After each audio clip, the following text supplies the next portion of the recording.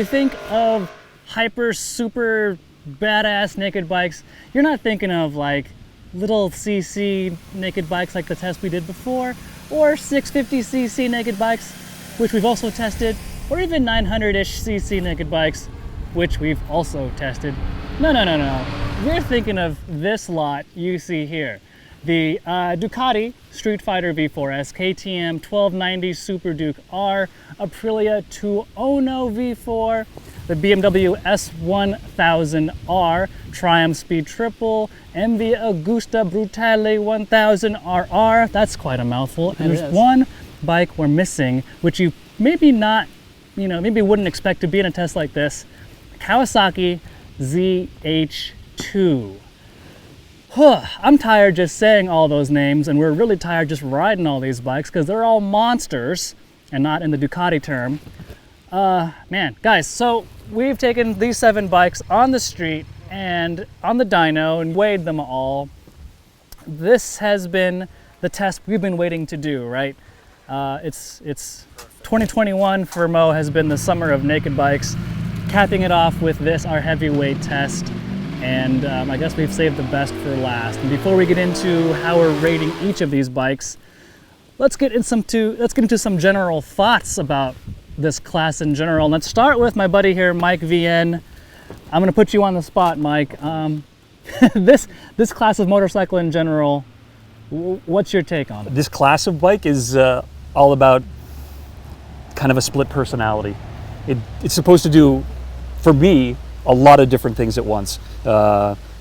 It's supposed to be a canyon ripper. I should be able to hop on it and go to the shops. I want it to be comfortable. I don't want it to be something that's going to be too soft in the canyons or too aggressive on the freeway. I needed to do everything, actually. It's the Swiss Army knife of motorcycles for me. See, and that's exactly why we brought you along, because that's, I think we can all agree, right? Because now Ryan we don't have to say anything else. I was going to say, like, pretty well go along with that. Yeah, pretty well hit the nail on the head. All right, guys. Well, since Mike pretty much summed up what this class is all about, do you guys have anything else to add to just the class in general? It's a rich man's world, because what's the cheapest one? $15,000 for the BMW, the base model. Yep. The one we've got's more. Up to $32K for the MV Agusta. Yep. And I had fun riding the little ones around too, but you get on these and you're like, this is better. This is better. Just everything's easier. Yeah. The suspension's all nicer to your body, and you don't have to really go fast through the corners if you don't want to, because all you got to do is push the throttle on the way out and you're going fast instantly. So they're easier. They're good. And I think, after our first day of testing, I had fun in all the other tests, don't get me wrong, but after the first day of testing, I was just telling you guys I felt spoiled. What an incredible class of motorcycles. Almost all of these bikes were a ton of fun in my opinion. And but then, I don't know, we can get into how that all panned out. Well, I guess that's a great segue, Ryan, right? I mean, let's just get into how these all stacked up. We've got 7 bikes. 6 of them are freaking awesome. I would be happy with 6 of them in my garage, proverbial garage. But here we go. The 7th one, the one that I wanted to love, but just couldn't. The MV Agusta Brutale 1000 RR. As beautiful of a machine as it is quite the commitment to ride that motorcycle. I think we all agree that it is quite a handful, just because you are so committed when you're riding that bike. The bars are low, the seat is hard, the ergos are super aggressive, the power delivery is true sport bike-esque, just with all the power up top. It's a handful, and as much as it's beautiful, it also comes with its, quirks, I guess you can say. Character, buddy. Character, yeah. Ryan, what else could you say about the MV? I feel like the MV almost just feels like a super sport race bike. The ergonomics are pretty close to that. The seat's probably harder than some of the last, 1000cc sport bikes that I've ridden. And the motor is the same way. It doesn't have the punchy torque that these bikes have. Once you spin it up, it's super fast and it's fun to ride, but it really, to me, it just feels like riding a super sport bike. And again, the position is basically just like that. And after riding it 76 miles through the hell of LA yesterday, yeah, I'm not that into it. And it's nice to look at, but you know, for me, it's almost even too much. I don't know. That's a personal thing, so whatever. But I don't know. Mike, you look like you got something to say. There's two things. The seat is so hard, but once you are doing what it's meant to do, which is putting, in my case, I'd put it through the canyons. If you were able to start it at the beginning of it and ride it like that, you'll never be actually sitting in the seat. So the seat becomes not that big of a deal, really. But again, there's something about it, there's a quality to it that's, it's missing all the other attributes that I think this class embodies. I could learn to love that one too, because it'd be in the garage, my 8-car garage with my 3 or 4 other cool motorcycles and my Porsche and Ferrari. Right. You know, and you as just long ride as somebody that. transported Yeah, it. if you live at the bottom of a really beautiful smooth road. On smooth pavement, it was really fun to ride. Smooth, fast pavement, but it doesn't really like tight, bumpy stuff, or it doesn't like in town much. But it's a beautiful motorcycle. Yeah, And if you can afford that, then you're having a good life anyway. You know? So you're happy no matter what. So the MV Agusta does have electronic suspension, which you would think is a good thing on a street ride and a street environment, because it'll change the damping on the fly, except it wasn't until I pushed everything into the softest settings you possibly could put it to before the ride became anything resembling bearable. It is so stiff, you know, it wrecks your body in the process as you hit a bump. So yeah, put it on full soft and it's bearable. The brakes are really good.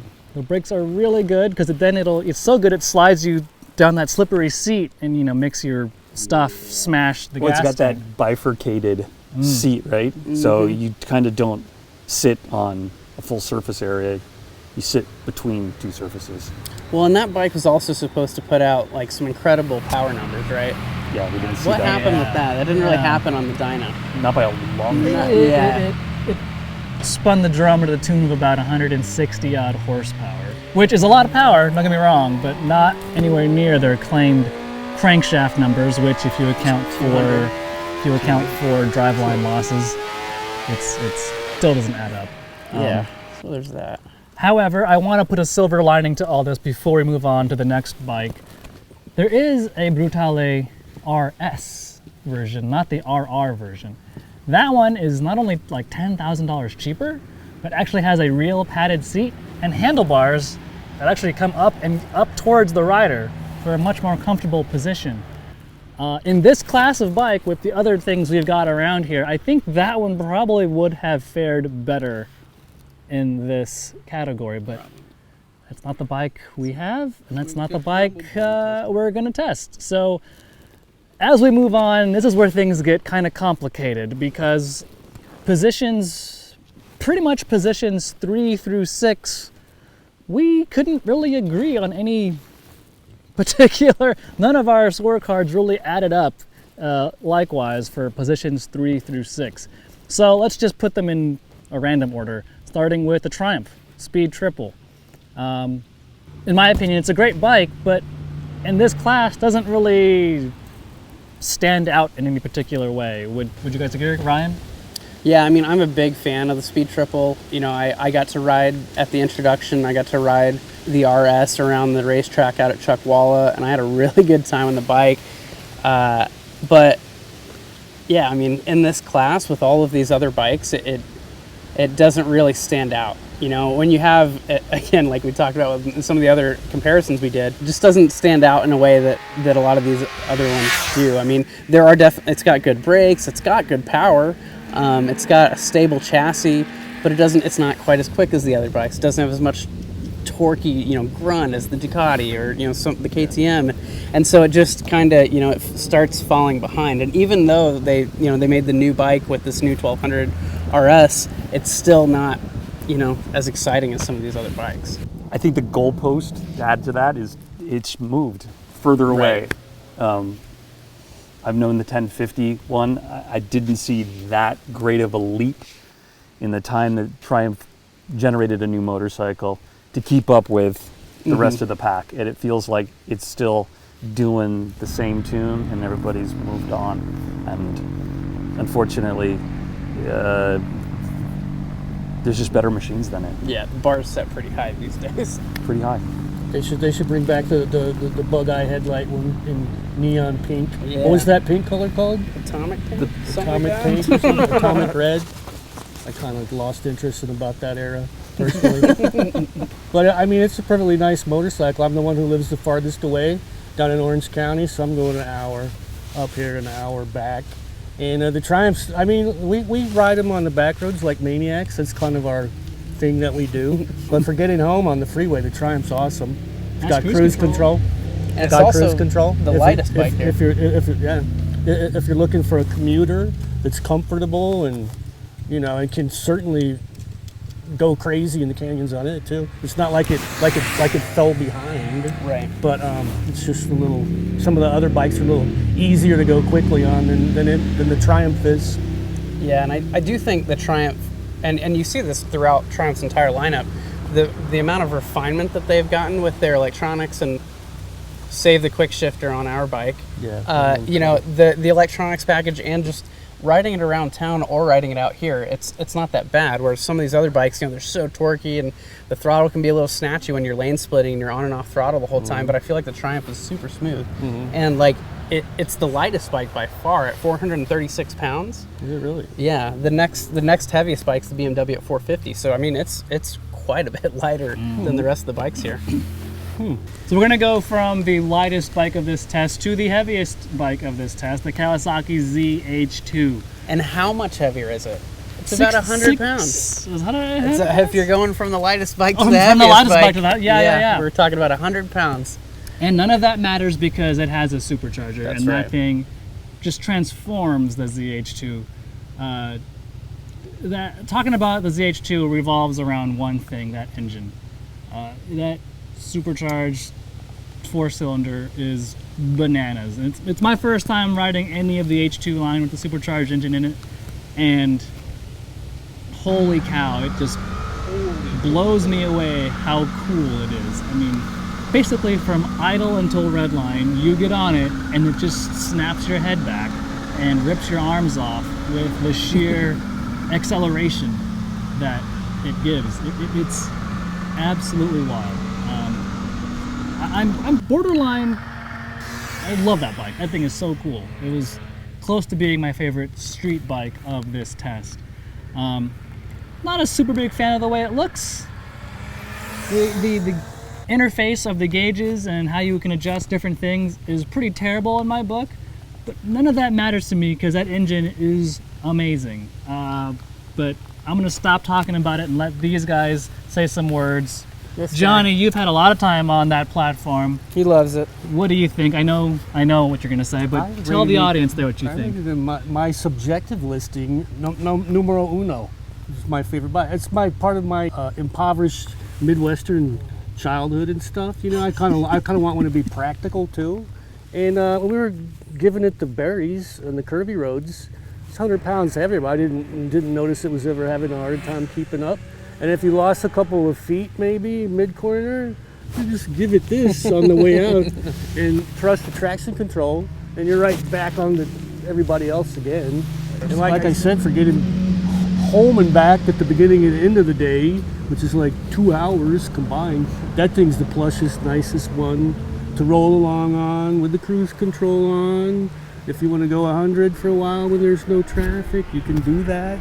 Not that we condone. It's illegal, not that we condone, but you could go as fast as you want to on that. But I did learn that the cruise control only goes to 85 versus kind of a bummer. 1,000, but maybe you could adjust that Thanks, somehow. legal department. It had electronic suspension too, and you can put it, whether you put it on road or comfort or something. You can customize it too. And up here it's sport, and there's a lot of customizable things I never customized, but if it was my bike and I had some time to fool with it, that's a great motorcycle.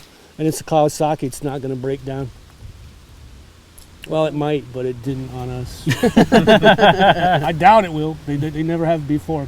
On our first test day, I fell behind doing something and had to catch up, and I remember just just laughing and Again, slid back in the seat when I accelerated on that thing, fairly hard, but yeah, it just wants to rip your arms off, slam your eyeballs into the back of your skull in the best way. It's such a fun motorcycle. It's not like it's peaky. It comes on all of a No. sudden. It's not like that at all. It's progressive, like but it's 4,000. Whoa! Yeah. It's got huge torque from 1,000cc motor. Yeah. Probably gets the best gas mileage too. And Not it's that we care. ergonomically, it is the most comfortable. You know, you kind of have that more neutral sit up and bag kind of riding position. And to John's point, I think we all had fun with it out here in the canyons. And then, yeah, anytime you needed to catch up, you just crank it on and you're there. Power, the way it comes on, is like tying it into the electric grid.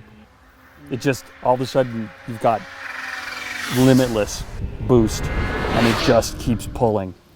For me, I wanted something a little bit more aggressive. I didn't find it to be as sporty in the twisty stuff because of the seating position, which is incredibly comfortable. And it felt like I got the best position to see what was coming down the road. I loved it. I love the motor. You can't not giggle when the thing comes off a boost and makes that. Chirps at you. Yep. Oh, yeah, the Makes- impeller noise is incredible. Yeah. You can't discount it, Yeah. but it's not my favorite. Yeah. Right. Well, and another point, like think back to the dyno day. You know, like it didn't put the highest numbers out on the dyno, and you know we can throw that up here in the video. But when that thing was on the dyno, it was like a hurricane came into the room. Yeah, the Kawasaki didn't put out the highest numbers, but just being in that room, the way the air was rushing around and the dust was flying off and panels were flying off the ceiling, it was like a hair-raising experience being in there. Yeah. It didn't put out the most horsepower, but the torque curve on that dyno graph from like 2,000 RPM just goes like this and then until red line. It's the perfect torque curve you could ask curve for. or is it a plateau? It's a plateau. The curve Not even a plateau. curve. It's a plateau. Plateau. It's Torque plateau. absolutely beautiful to ride. Not so much to look at, but you know, That's your different- opinion. That's your opinion.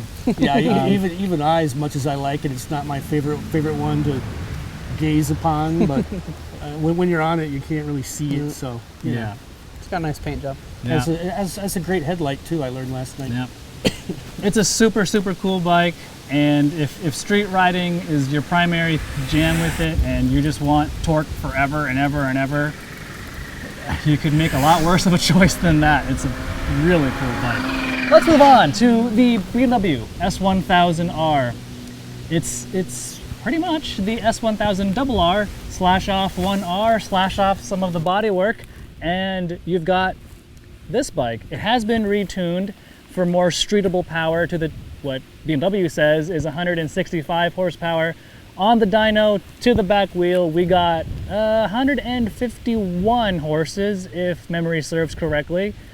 And yeah, we go back to what this class is kind of all about, just a little bit of everything. Being able to be comfortable on the street, be gnarly in the canyons, and do a little bit of everything and do it well. That BMW does all that. It's comfortable, makes great bottom end power, but if you want to rip, it'll go, and there's tech for days on that thing.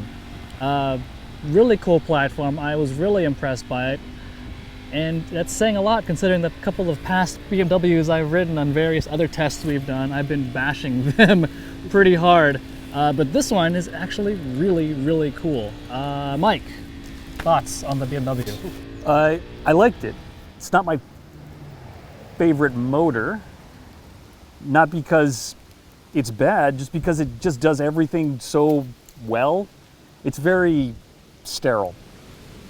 It does Inline 4. inline four, but it's got good brakes, suspension's good, tech is good, but it doesn't stir my soul. Doesn't give me that. If you want to do it all, sort of like the Triumph, it'll do it in a Teutonic platform. But it's comfortable. It doesn't have that wow factor that just makes me want to be a little bit more aggressive. It's tamped down the hooligan thing. It's hard. It's too refined. Chassis is great. Everything on it works great. Agreed. It's comfortable. Yep. I think it's kind of low. It's kind of easy to climb on that one. I don't think it makes as much horsepower as our 2019 made 160 or something. I think. Different dynos. So I think it's a great bike. I think we need to call Kawasaki and see about how to bolt a supercharger to it. It'd be awesome. I was pretty stoked to get on that BMW. You know, I was curious how it would stack up because I had ridden some of these bikes already, and getting on that and through the first set of curves, it's so effortless in its steering. You know, it's so easy to lay over. And again, it's not the lightest bike here. It weighs 450 pounds. But to me, it feels like the lightest bike here when you're kind of just going through the corners. And because of that inline 4, you don't get the same engine braking that you get out of like these V4s and the V-twin and whatnot, which kind of, you know, if we've been riding all those all day and then jumping on that, you go into a corner counting on some engine braking, sailing into the corner like a two-stroke, and then, you know, you got to adjust. But yeah, the brakes are great, I thought. And then the power out of the inline 4, it's pretty good, but once you get it really higher up into the RPM range, it takes off. Yeah. And I mean, yeah, no, I was pretty stoked with that bike overall. I like the V4s and I like the punch of the V-twin and whatnot, but I still had a blast on that motorcycle. So I wish they kept the asymmetrical headlight. That's just me. Yeah, it's funny how we're talking about it. Nothing necessarily wrong or bad about it. It just didn't quite stir the soul like I think the next 3 bikes we're going to talk about. Yeah, I mean, and that's more of a testament to the other bikes in the class. Yeah. In the class in general. So with that said, let's get right to Let's it. get right over onto it. Let's go to the Aprilia Tuono V4, the old favorite, the long-standing favorite, the same general platform for what, over a decade now, that RSV4/Tuono V4 platform, and it still frickin' works. It is such a fun, invigorating, exciting motorcycle to ride. Yeah, the seat height is tall. At slow speeds, it's really floppy and doesn't feel all that stable or great, but that just is all the more reason to go fast. And once you do, you let that engine sing, you get that chassis in its sweet spot by going fast, and it's magic. It's pure magic. I love that bike forever and ever and ever. You own a previous version of that bike. You used to own a previous version of that bike. I mean, John... Never been that smitten with it, but... Well, in that case, he just it's bought your it turn to be cool. I feel a little cramped on it. They never quite fit me. The foot pegs are pretty high up on them, and a little bit of a... No, it's not really a reach, but the handlebars just never quite meshed with me. The real problem with it, though, is there's a new Italian V4 kid in town. That's what the Tuono's We're problem getting to is. that soon. Yeah. I mean, it's still a great bike, but it's never been one of my faves, and it's a good bike though. There's no stinkers in this group. We always say that, but this time we mean it. It wasn't enough of a leap forward to stay with the ever-shifting goalpost that we talked about earlier. It kind of suffers from the same thing that Triumph does, but then I got a chance to really flog it, and all of a sudden it sort of came alive, and it kind of came back around for me. I started to really, I mean, I've always loved the motor and the platform. It just feels a little dated at this point. I felt like I was, I've been on this bike before. And with everything in this new crop, there needs to be something different. I needed something different. But then you and I were playing together up there, and the electronics are seamless. They really let you do just about anything you want to without being intrusive. And brakes could have been a little better. The suspension feels wallowy when you're going slow, but then once you start to really get after it, it stiffens up. Does a great job at that. A really great job at that. And the harder you push it, the more it seems to like it. Mm-hmm. Like, just keep getting after it. And then it does everything else really well. It'll dawdle along in traffic. You can filter with it, split lanes. You can jump on it and go shopping with it with a backpack. It was the reason why the earlier version was my daily. I like that bike. I mean, I really like that bike. but just not enough. Because we've got two really, really, really good motorcycles sitting directly in front of us here. Where? Oh, Well, yeah, that one. That one? Yeah, let's go with the that orange one. Let's go with the orange one. The KTM 1290 Super Duke R. We're getting into the top tier here of our test, the top two dogs here. And by now, you might have guessed, if we're talking about the KTM, that the Ducati comes out on top of the street portion of this. Well, it doesn't. Which it does. However, the margin of quote-unquote victory is extremely tight. within the margin of error of the scorecard. So tight that, you know, I'm going to call them both winners because both these bikes are That's right. Everybody gets a Everyone participation gets an award. No, this KTM also blows my socks off because it's such a cool bike, and it's got, this was the torque winner of our test with over 100 pound-feet. It is, you open that throttle and it just, almost like the Kawasaki, it shoves your eyeballs in the back of your head and rips your arms off. Doesn't quite have the horsepower, but if all you're doing is playing on the roads like this, where you're never going to use that top end horsepower and just ride that torque everywhere, it is insane. And it flicks directions like nothing, flip-flops back and forth, super easy. It's a beast. It's just a beast of a motorcycle, but in the best way possible. It's so much fun to ride. It would rip up any canyon road, and the electronics on it, like compared to past Super Dukes or even any past KTM I've ridden in a long, long while, they work really, really well, and the navigation through them is really easy to do too. Once you kind of wrap your head around what the buttons do, you can toggle back and forth super easily, and that TFT display is really, really easy to look at and manipulate. Cool motorcycle. Yeah, it's a good one for getting back and forth on the 5 freeway up here and back also. It's got cruise control. Cruise is good. Nice and comfy, really.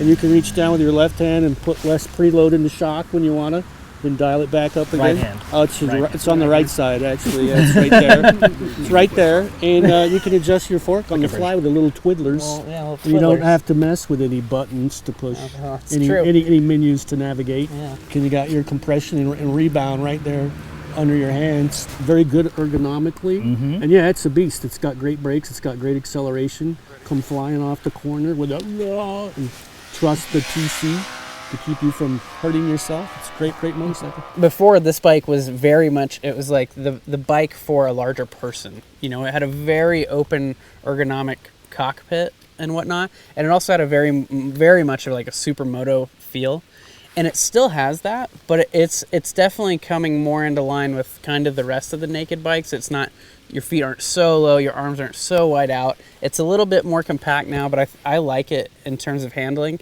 I think, you know, out here in canyon roads, that little bit more compact feeling makes it feel just really nice and really solid. And then the amount of adjustability you get with the electronics, you can get in there, you know, if you want to put into performance or track mode, you can change the throttle response, ABS, wheelie control, all of that. And then you've also got a little trigger on your right hand there where you have like a shortcut that you can customize to program. You know, if you want to be able to get into the ABS screen to change it to supermoto mode quickly, you can pull that to C1 or whatever, and you can do it quickly. And so, yeah, yeah, it's pretty wild, huh? I'll teach you how later.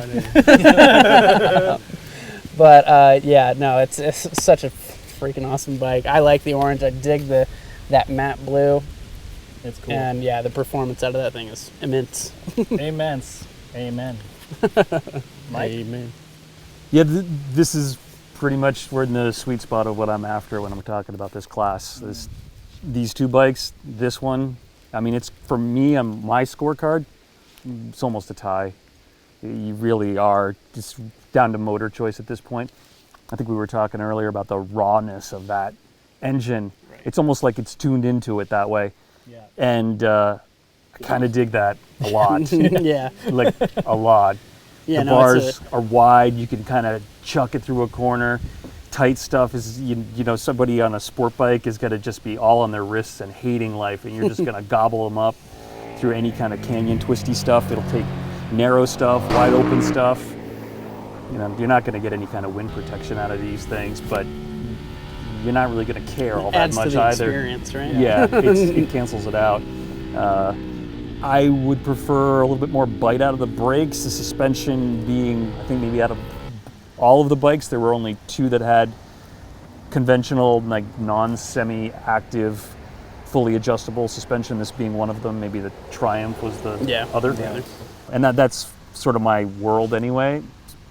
Just twist some knobs, not push some buttons, and it's there. Like I really enjoy this motorcycle. I think the looks are aggressive. Yeah, I could do pretty much everything on this motorcycle, no problem.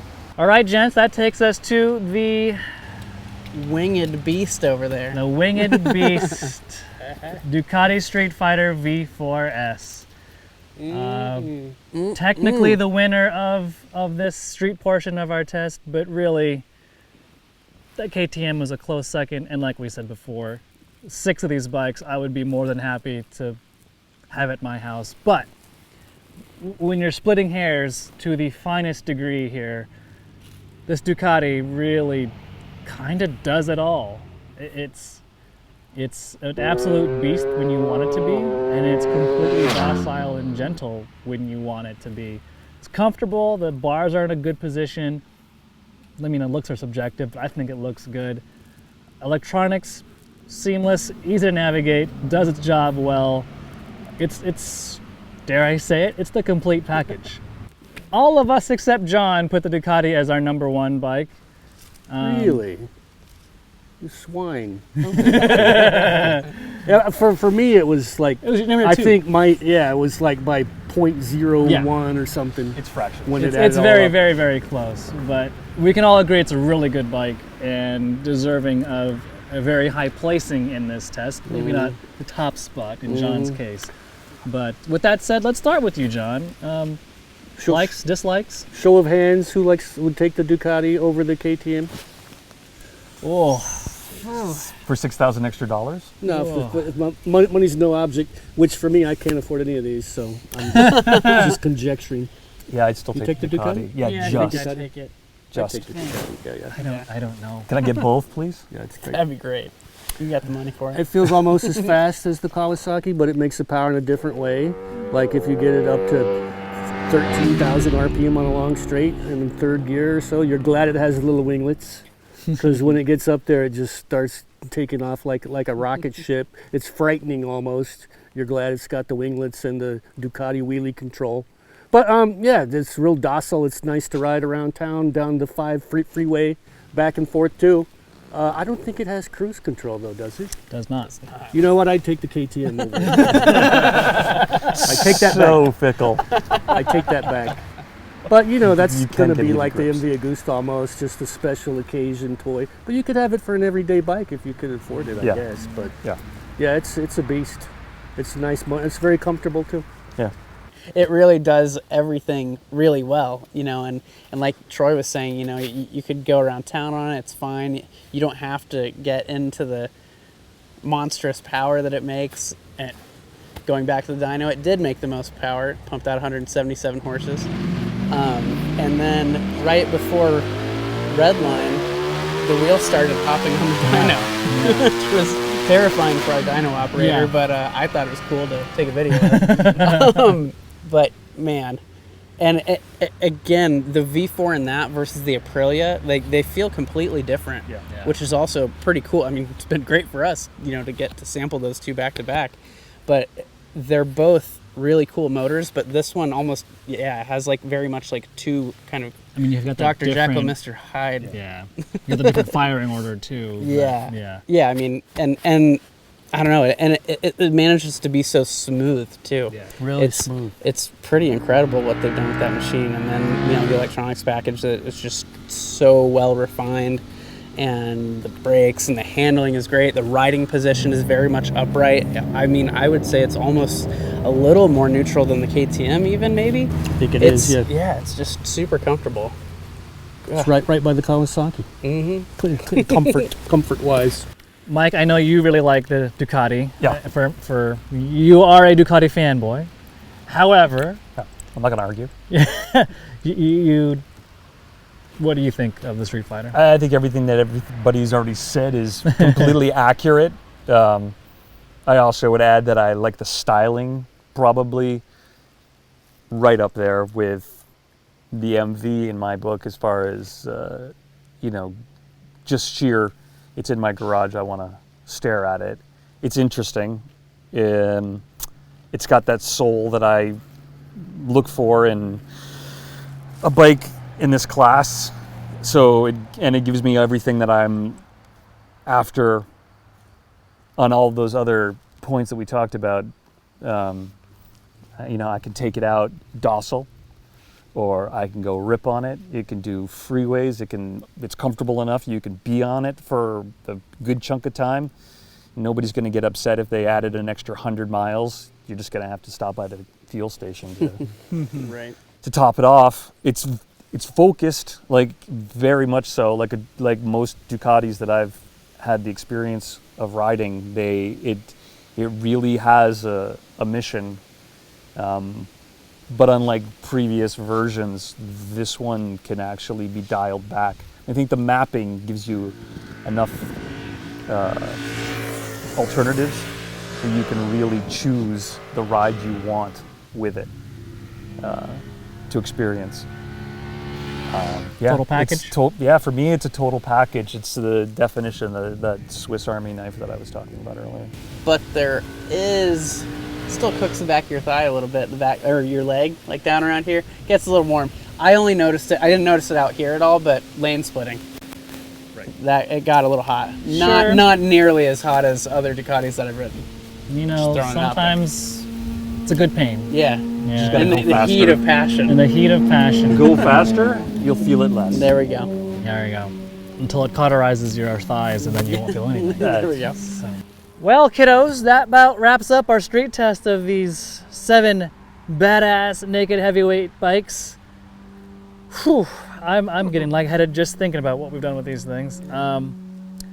It's worth repeating. There really is no wrong answer unless it's, well, no, I won't go there. But 6 of these bikes really embody the Street Fighter naked heavyweight ethos. But yeah, when it comes to the cream of the crop, you're really looking at the Ducati and the KTM. And if you're really gonna split hairs here, this Ducati is really, really, really good. That's it for the street portion of our heavyweight naked bike test. We are gonna go to the racetrack and perform there, see how these things really get down when it's time to boogie. But that's gonna be for a different video and a different story. So, if you want to check out the written version of this video, go to Motorcycle.com, check out the written version there. Stay tuned for the track test of these 7 beasts. And yeah, fellas, I think we should stop talking and get back to riding. Get back to ripping. So on that note, thanks for watching. Check out the story again and ride safe, and we'll see you later.